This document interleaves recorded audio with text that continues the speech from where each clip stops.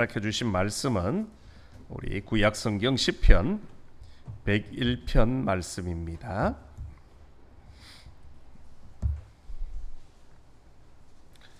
구약성경 시편 101편 1절부터 8절까지 말씀은 제가 가지고 있는 구약성경 875면에 있습니다. 우리 찾으셨으면 한 절씩 우리 교독하시겠습니다. 내가 인자와 정의를 노래하겠나이다. 여호와여, 내가 주께 찬양하리이다.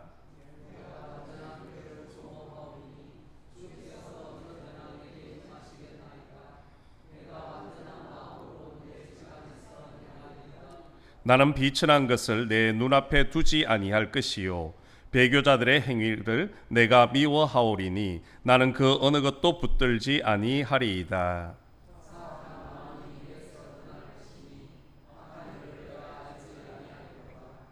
자기의 이웃을 은근히 헐뜯는 자를 내가 멸할 것이요, 눈이 덥고 마음이 교만한 자를 내가 용납하지 아니하리로다.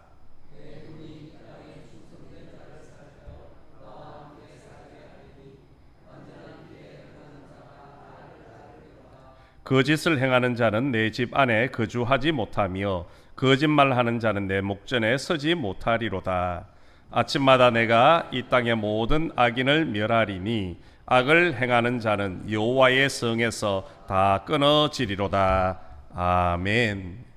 오늘도 우리 수요예에 배우신 우리 모든 성도들이 하나님의 은혜가 있기를 간절히 소망합니다. 오늘 본문인 이 시편 101편은 다윗이 지은 시입니다. 어떻게 보면 제왕의 시라고 해도 틀린 말은 아니지요. 다윗이 왕위에 오른 후에 이제 하나님 앞에 자신이 어떻게 나라를 다스리고 또 어떻게 살 것인가를 결단하는 그런 내용들입니다. 하나님 앞에 백성들을 다스리고 또 하나님 앞에 아름다운 모습으로 살기로 결단하는 모습이지요. 다윗이 이런 고백을 하게 된 것은 아마 그의 전임자였던 사울왕을 기억했기 때문일 것입니다. 사울왕이 하나님 앞에 왕으로 부름받았을 때는 참으로 겸손한 사람이었지 않습니까? 그러나 그의 마지막은 참 비참하게 끝이 나고 말았습니다. 결국 하나님 앞에 올바른 삶을 살지 못했기 때문에 또 하나님의 부르심 앞에 순종하는 삶을 살지 못했기 때문에 비참한 결과를 가져온 것을 알게 되었고, 또 그 모습을 보면서 앞으로 나는 왕으로서 하나님의 통치 대리자로서 어떻게 백성들을 다스릴까를 잘 알고 있었다는 겁니다. 그래서 오늘 본문을 결론적으로 말하면 다윗은 제일 먼저 자기 자신이 하나님 앞에 흠없는 삶으로 살기를 다짐하고 있다라는 거고요. 그리고 나아가서 자신과 함께 백성들을 다스릴 통치자들 역시, 신하들 역시 그렇게 거룩한 모습으로 살아가기를 원하고 있다라는 겁니다. 오늘 다윗의 이런 고백들이, 다짐들이 우리 성도들에게도 동일하게 적용되어져야 하는 겁니다. 우리 성도들은 하나님 앞에 어떻게 사느냐가 참 관건입니다. 사람들이 우리를 어떻게 보느냐는 그렇게 중요하지는 않습니다. 가장 중요한 것은 하나님 앞에서 내가 어떤 평가를 받느냐가 참으로 중요하다는 것이요. 사울왕은 사람들 앞에는 참 좋은 사람일지는 몰랐습니다. 그러나 하나님 앞에 올바른 삶을 살지 못했기 때문에 왕위를 빼앗기게 되었고 죽임까지 당하게 되었다는 겁니다. 그러면 우리가 하나님 앞에 흠없는 성도로서 살려면 어떻게 살아야 될까요? 다윗의 삶을 통해서 우리가 배워보기를 원합니다. 제일 먼저 성도는 하나님의 완전함을 따라서 살아가야 하는 겁니다. 오늘 본문 2절에 내가 완전한 길을 주목하오리니 주께서 어느 때나 내게 임하시겠나이까, 내가 완전한 마음으로 내 집 안에서 행하리이다 라고 말씀을 하고 있습니다. 여기서 내가 완전한 길에 주목하겠다라는 말은 흠없이 완벽한 삶을 살겠다라는 그런 고백입니다. 그렇습니다. 우리 성도들은요, 사람들 앞에 흠잡힐 그런 행동을 하지 않으려고 노력해야 되는 겁니다.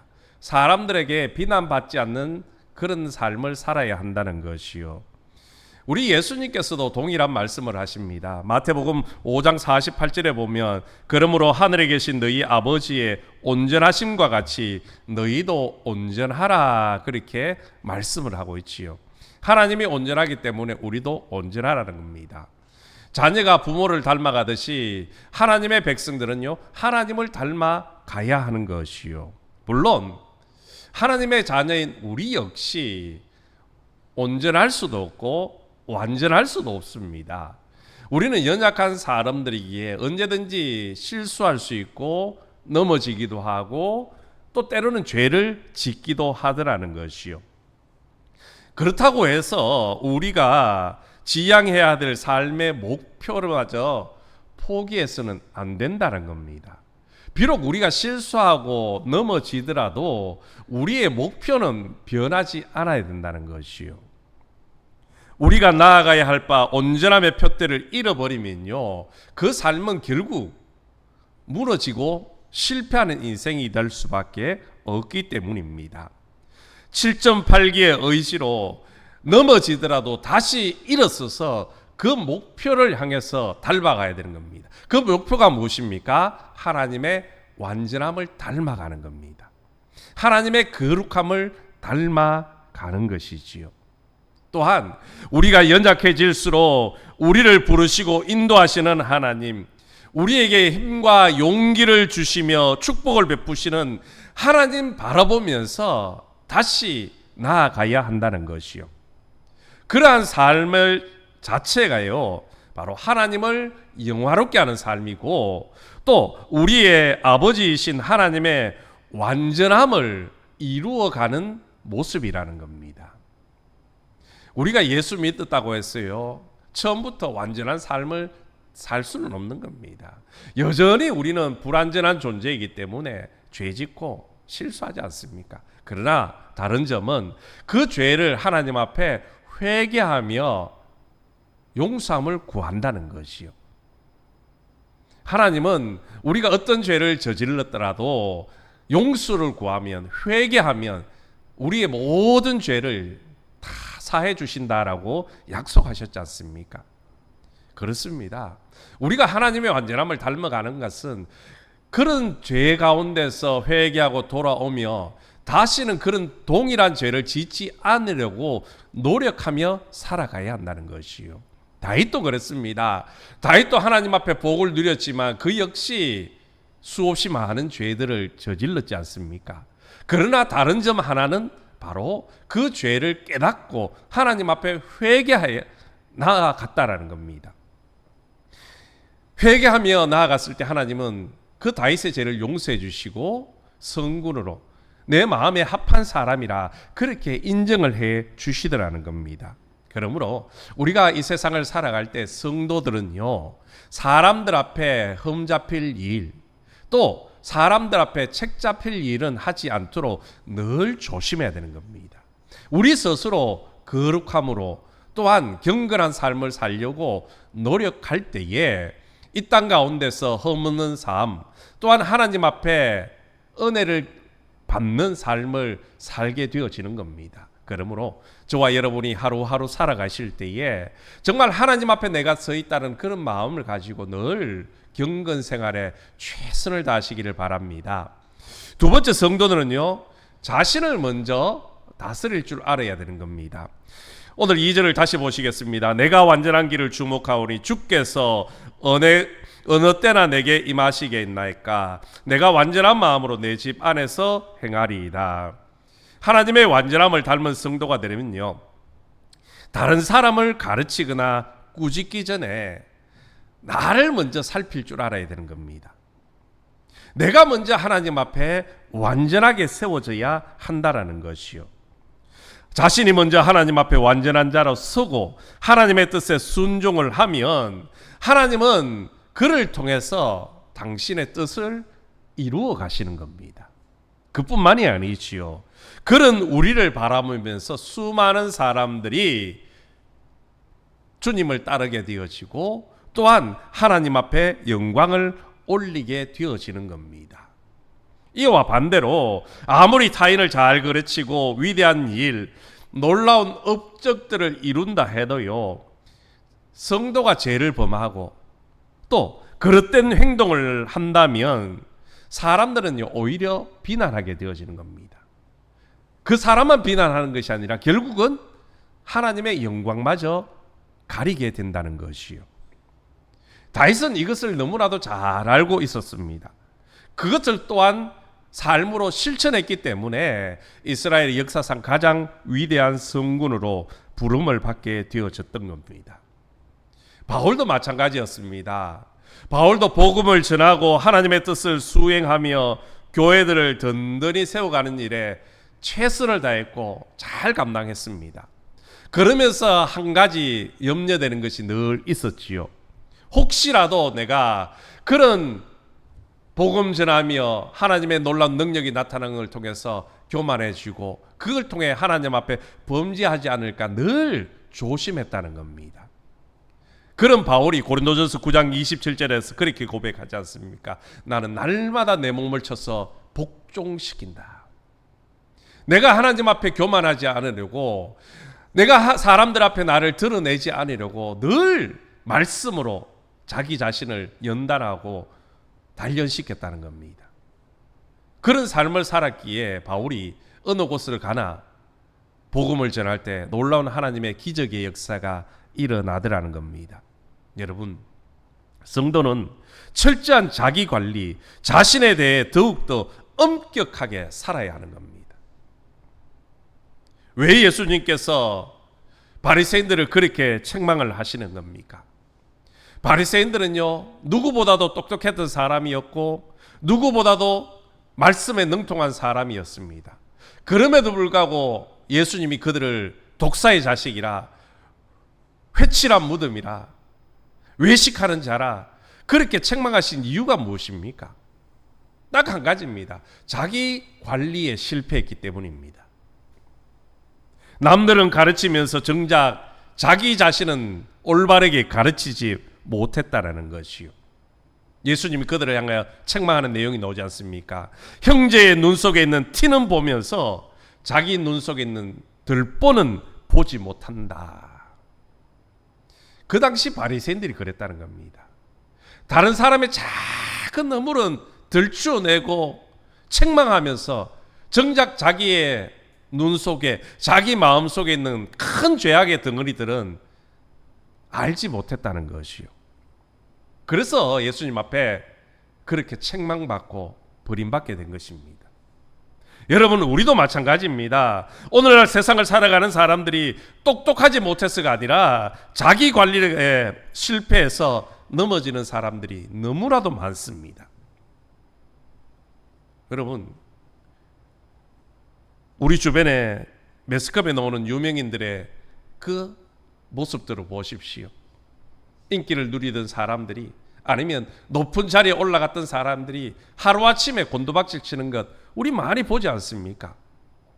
그 이유가 여러 가지가 있겠지만요, 결국은요 자기 관리에 실패하는 겁니다.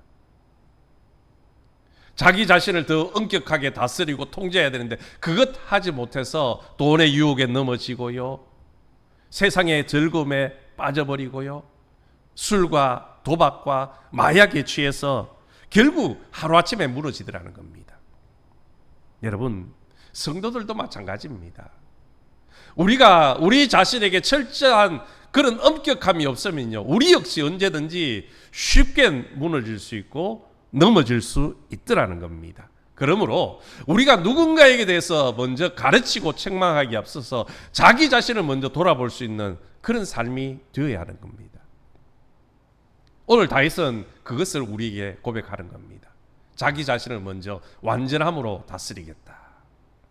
그리고 또 한 가지 말하죠. 이어서 말하는 거예요. 내 집안에서 행한다, 그렇게 말합니다. 이 말은 무엇인가 하면 내 가정도 잘 다스리겠다는 겁니다.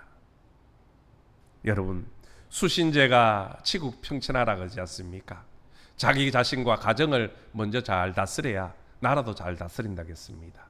가화만사승이라 그랬습니다. 가정에서 화목해야 모든 일들이 잘 되어지는 겁니다. 성도는 자신뿐만 아니라 자기의 가정도 잘 다스릴 줄 알아야 된다는 것이요. 그래서 다윗은 자기가 죽기 전에 그 사랑하는 아들 솔로몬에게 이런 유언을 남겼지 않습니까?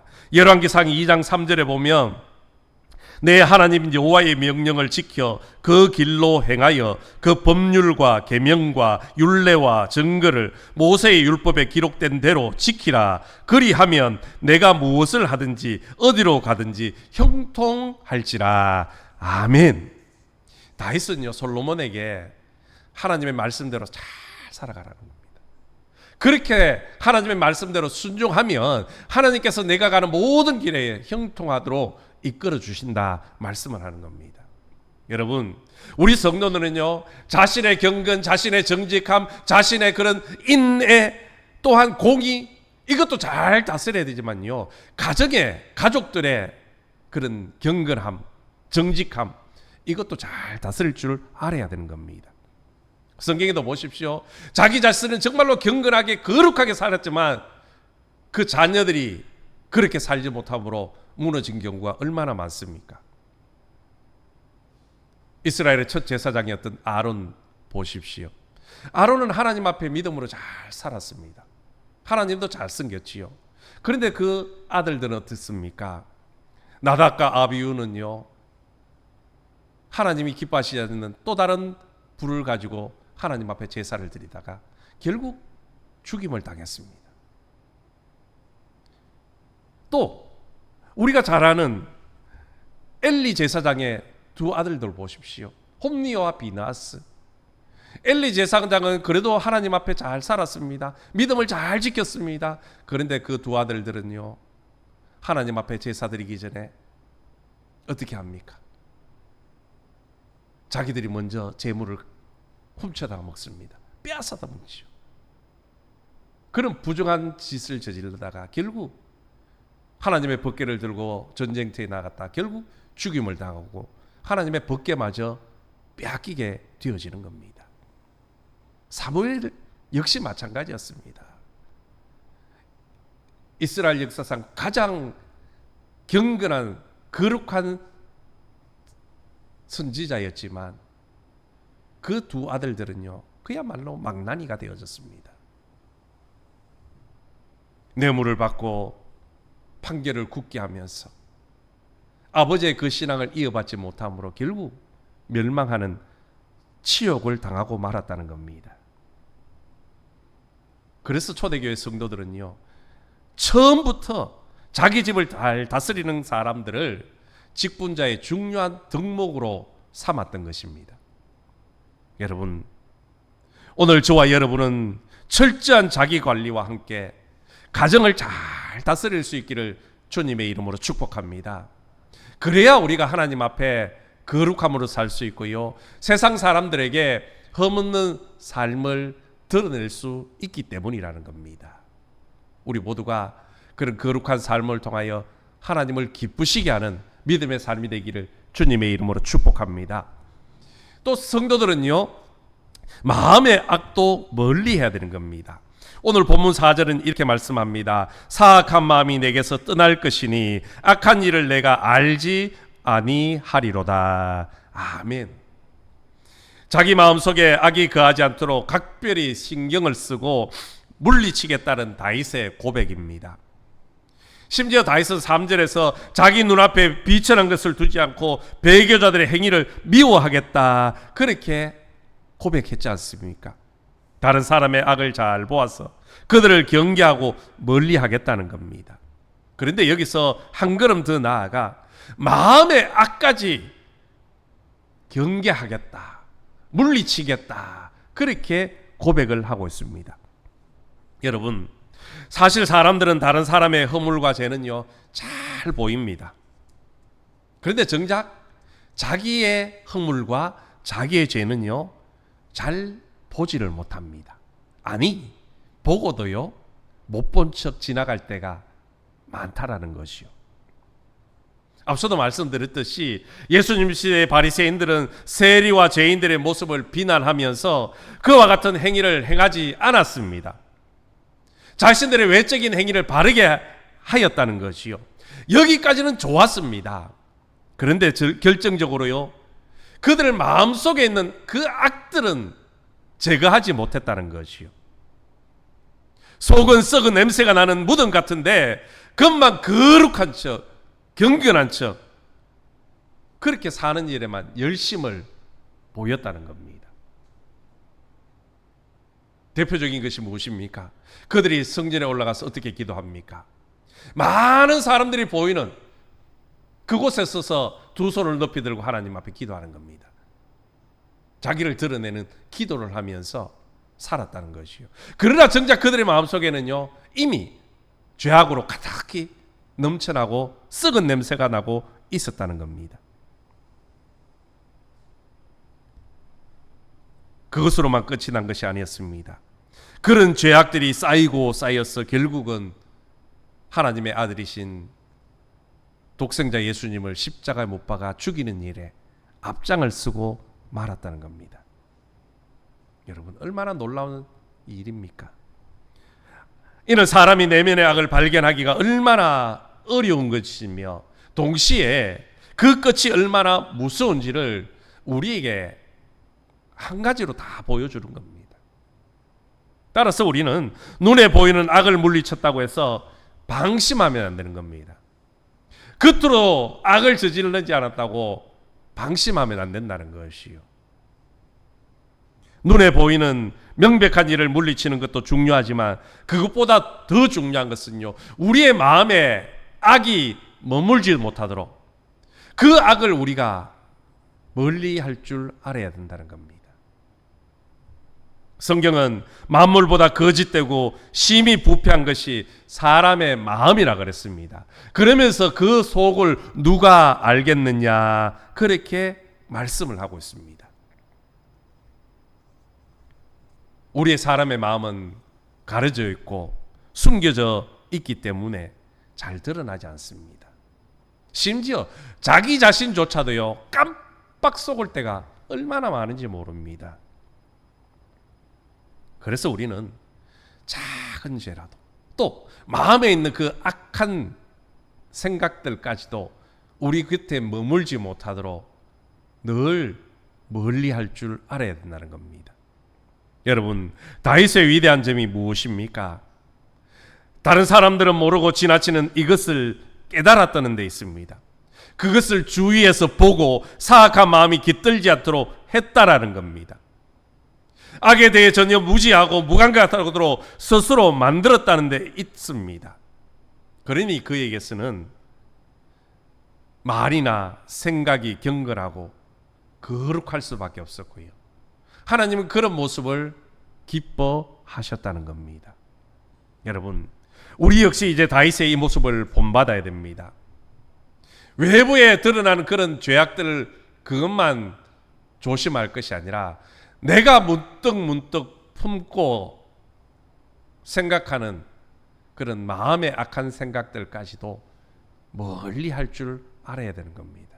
그래야 사람들 앞에, 하나님 앞에 흠없는 삶, 거룩한 삶을 살 수 있기 때문입니다. 그리고 마지막 한 가지 더는 성도들은 악이 틈타지 못하도록요, 부지런해야 됩니다. 오늘 본문 8절에 보시면 아침마다 내가 이 땅의 모든 악의를 멸하리니 악을 행하는 자는 여호와의 성에서 다 끊어지리로다. 아멘. 다윗은 악인들을 용납하지 않을 것이며 악한 자들이 기승을 부리지 못하도록 매일매일 아침마다 그렇게 개혁하겠다는 겁니다. 죄인들을 척결해 나가겠다는 그런 다짐을 하고 있다라는 겁니다. 여러분, 부지런한 성도의 가정을 한번 떠올려 보십시오. 그 집안 가정은요, 흠도 티도 없습니다. 그런 반면에 게으른 사람들의 가정을 보십시오. 집안 구석구석 먼지가 가득가득합니다. 오늘 다윗의 말은 바로 이와 같은 것을 이야기하고 있습니다. 마치 부지런한 사람이 아침에 일찍 일어나 전날 쌓였던 집안의 먼지들을 구석구석 썰어내는 것처럼 죄악이, 악한 마음들이 내 안에 머물지 못하도록, 내 곁에 다가오지 못하도록 부지런히 그들을 멀리하며 내치겠다라는 겁니다. 악이 발붙일 기회조차 주지 않겠다라는 것이요. 여러분, 쓰레기와 먼지를요 즉각 쓸어버리지 않으면 어떤 일이 벌어집니까? 그것이요 엉키고 뭉쳐졌어요. 나중에는요 썰어도 잘 쓸리지 않게 되어집니다. 가정마다 먼지가 제일 많이 쌓이는 곳이 어디입니까? 장롱 밑입니다. 그렇죠? 장롱 밑에 정말 큰 마음 먹고 한번 청소해 보면 어떻습니까? 먼지가 굴러 놓오는데요 덩어리가 져서 툭툭 튀어 나오지요. 그리고 또 어떤 경우는요 그것이 바닥에 눌러붙었어요. 잘 닦이지도 않습니다. 끈적끈적하게. 여러분 죄라는 것이 그런 것이요. 우리가 매일매일 같이 그 죄를 물리치지 않으면, 멀리하지 않으면 그것이 조금씩 쌓였어요. 내 안에 덩어리가 지게 되고요 뭉쳐서 그것을 해결하려면요 큰 힘이 드는 겁니다. 오늘 다윗은 그 죄악들이 내 가운데 쌓이지 않도록, 내 가까이 하지 못하도록 부지런하게 매일같이 아침마다 청소하겠다는 겁니다. 내치겠다는 것이요. 여러분, 다윗의 이러한 의지와 노력이 있었기 때문에 그의 시대는요 누구보다도 강건했습니다. 어쩌면 그의 아들 솔로몬이 통치할 때보다도요 더 영화를 누렸을 수도 있습니다. 그러나 그의 아들은 어떻습니까? 그 죄악들을 즉각 쓸어버리지 못함으로 인해서 결국은 큰 죄악의 덩어리가 되어서 나라가 둘로 나뉘어지는 아픔을 겪게 되어졌지 않습니까? 여러분, 우리가 우리 가운데 찾아오는 그 죄악들을요 날마다 아침마다 저녁에 잠자리에 들기 전에 내 안에 쌓이지 않도록, 머물지 않도록 회개하고 하나님 앞에 나아가야 되는 겁니다. 악은 처음부터 깨끗하게 제거해야 되는 겁니다.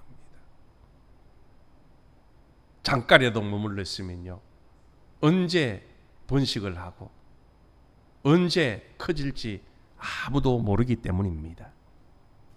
고인물이 썩을 수밖에 없듯이 죄악을 방치해 두면요 우리 성도들의 마음은 부패해질 수밖에 없고 결국 그 삶은 타락하는 삶을 살 수밖에 없습니다.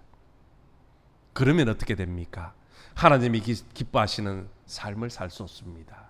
세상에서 빛과 소금의 사명을 감당할 수 없고요 구원의 방주 역할마저 감당하지 못하게 되어지는 겁니다. 오늘 다윗이 하나님 앞에 자신을 먼저 잘 살피고 어떤 작은 죄라도 멀리하겠다 그렇게 다짐했던 것처럼 저와 여러분도 다윗처럼 그런 고백과 결단을 통해서 하나님 앞에 흠없는 삶, 하나님 앞에 영광 올려드리는 거룩한 삶이 되시기를 주님의 이름으로 축원합니다. 우리 말씀을